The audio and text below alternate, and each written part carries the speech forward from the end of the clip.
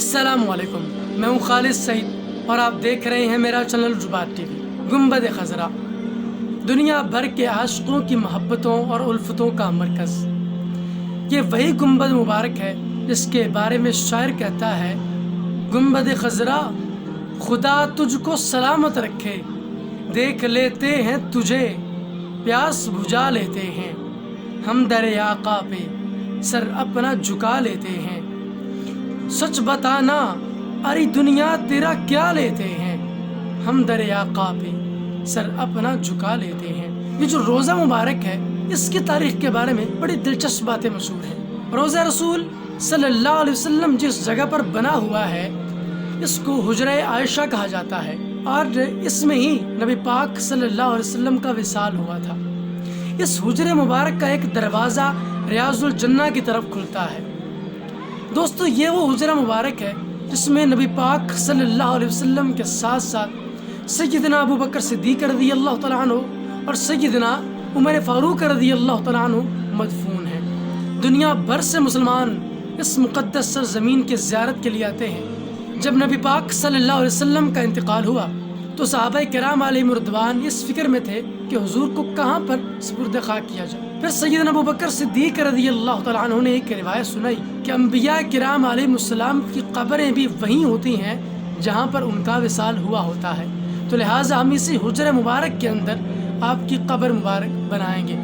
دلچسپ بات یہ ہے کہ روزہ رسول صلی اللہ علیہ وسلم کی ترمیم کا سلسلہ شروع ہوا، اور یہ دور حضرت سیدنا عمر فاروق رضی اللہ تعالیٰ عنہ کا تھا، اور یہ واقعہ 17 ہجری کا ہے۔ جس میں پہلی ترمیم کی گئی وہ یہ تھی کہ روزہ رسول صلی اللہ علیہ وسلم کے جو ستون تھے ان کو ختم کر کے ان کی جگہ پہ پتھروں کی نئی دیوار تعمیر کی گئی۔ دوسری ترمیم کے بارے میں کہا جاتا ہے کہ یہ الولید بن عبد الملک نے کروائی، اور یہ واقعہ 88 ہجری کا ہے۔ کہا جاتا ہے کہ جب وہ زیارت کے لیے آئے تو اس وقت انہوں نے اس کو نئے سرے سے تعمیر کیا، اور کچھ لوگوں کا خیال یہ بھی ہے کہ سیدنا عمر بن عبد العزیز رضی اللہ تعالیٰ عنہ نے اس کی از سر نو تعمیر کروائی، اور اس کی جو دیوار تھی اس کو 5 گوشہ بنا دیا، یعنی اس کو 5 کونوں والی ایک دیوار بنا دیا تاکہ خانہ کعبہ کے ساتھ اس کی مشابہت نہ ہو سکے۔ حجرہ عائشہ کا رقبہ 10x12 کا تھا۔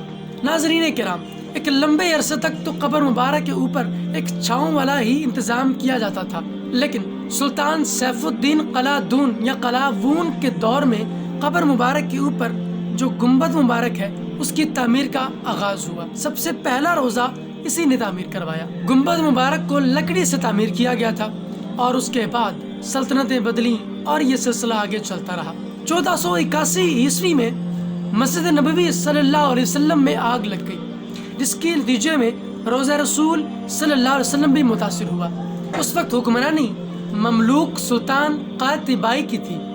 اس نے روزہ رسول صلی اللہ علیہ وسلم کے اوپر جو لکڑی کا حصہ متاثر ہوا تھا اس کے اوپر ایک سیسا کی پرت چڑھا دی جس سے وہ کبھی بھی متاثر نہ ہو، اور اس کو ختم نہیں کروایا بلکہ اس کے اوپر نئے سرے سے روزہ رسول صلی اللہ علیہ وسلم پتھروں سے تعمیر کیا۔ 16ویں صدی میں عثمانی سلطان سلیمان اعظم نے روزہ مبارک کی دیواروں کو سیسے کی دیواروں سے مزید مڑوا دیا اور اس کی مزید پختگی کر دی تاکہ کسی بھی نقصان کا اندیشہ باقی نہ رہے۔ اس کے بعد آخری ترمیم بھی ترکوں کے ہی حصے میں آئی۔ 1818 میں عثمانی سلطان محمود بن عبد الحمید نے اس کو آخری مرتبہ مرمت کروایا اور اس کو سبز رنگ دے دیا۔ روزہ رسول صلی اللہ علیہ وسلم کے رنگوں کے بارے میں بھی بہت دلچسپ باتیں ملتی ہیں۔ روزہ رسول صلی اللہ علیہ وسلم پر جب سب سے پہلا رنگ ہوا تو وہ زرد تھا۔ کچھ لوگوں کے خیال میں وہ کچا پیلا رنگ تھا جو دور سے دیکھنے میں پیلا رنگ یا سفیدی مائل نظر آتا تھا۔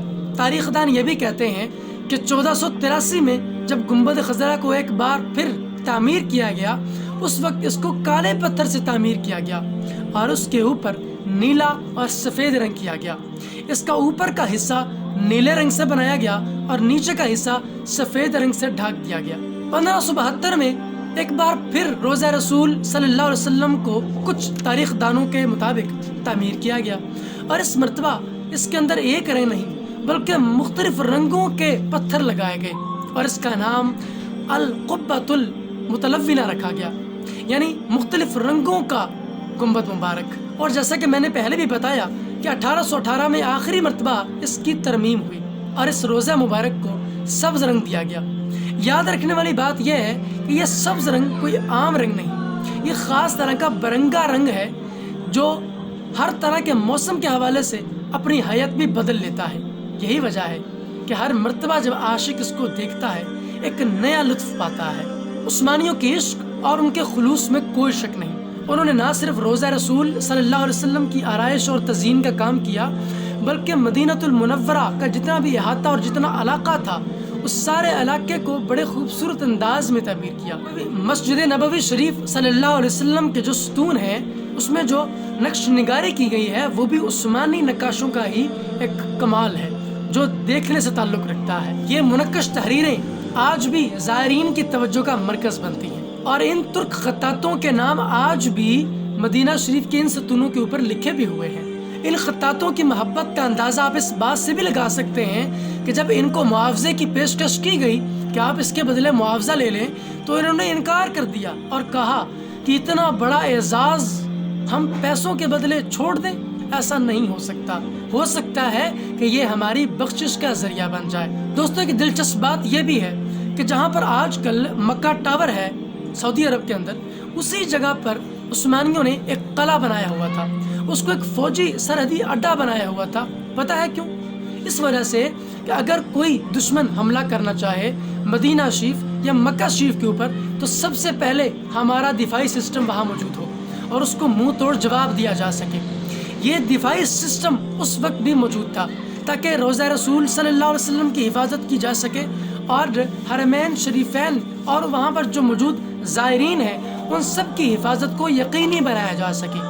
और इसी अड्डे के नीचे बहुत सारी सुरंगें भी मौजूद हैं जो उस्मानी दौर की याद दिलाती हैं और इसी जगह को आज भी अहले अरब अल बयाबान के नाम से याद करते हैं। एक और दिलचस्प बात करता चलूँ कि माजी बाईद में अफ्रीका के कुछ इलाकों से कुछ बच्चे मदीना शरीफ और मक्का शरीफ लाए जाते थे, इस वजह से कि ये मक्का शरीफ और मदीना शरीफ में ज़ायरीन की खिदमत करें। और उनमें से कुछ बच्चे ख़ास हुआ करते थे जो रोज़ा रसूल सल्लल्लाहु अलैहि वसल्लम की खिदमत के लिए ख़ास हुआ करते थे। इनको अहद कदीम में आगा कहा करते थे, इसी के जमा आगवात आती है। माजी में बहुत सारे आगा रोज़ा रसूल सल्लल्लाहु अलैहि वसल्लम की खिदमत पर मामूर रहे। ये खालिसतन हबशी नियाद हुआ करते थे और अफ्रीकन मुस्लिम हुआ करते थे। रोज़ा रसूल सल्लल्लाहु अलैहि वसल्लम आशिकों की मोहब्बतों का महवर और मरकज़ है। किसी शायर ने क्या खूब कहा कि मेरे हर सफ़र की गायत वही सरज़मीन यसरब, वो अदब गहे मोहब्बत वो दिलों का आस्ताना। दोस्तों ये रोज़ा रसूल सल्लल्लाहु अलैहि वसल्लम की बड़ी मुख्तसर सी तारीख़ थी जो मैंने आपके साथ शेयर की। मुझे उम्मीद है आपको वीडियो अच्छा लगा होगा। आपकी इसके बारे में क्या राय है मुझे कमेंट सेक्शन में ज़रूर बताइएगा।